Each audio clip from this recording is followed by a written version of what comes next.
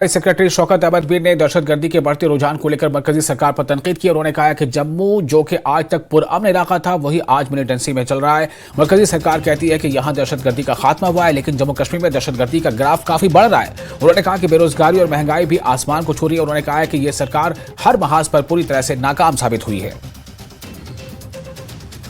कहते हैं इनको लगता है यहाँ लोग बच्चे खेल रहे।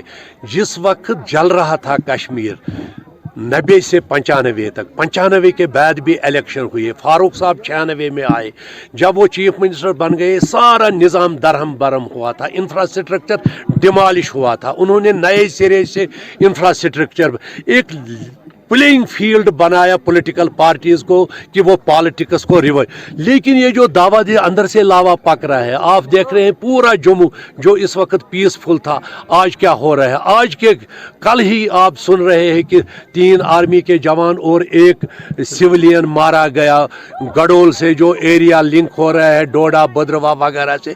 इनकी आंख खुलनी चाहिए। तो लिहाजा ये बात नहीं है कि हाँ मिलिटेंसी एक कंटिन्यूअस प्रोसेस थी 90 से आज तक, लेकिन इन्होंने कोई कुछ कमाल करके दिखाया। हाँ इनका यही कमाल है, इन्होंने यहाँ बेरोजगारी लाई, इन्होंने महंगाई लाई, इन्होंने गैस सिलेंडर 1150 में लाया, इन्होंने पेट्रोल को 125 रुपए में फी लीटर में लाया।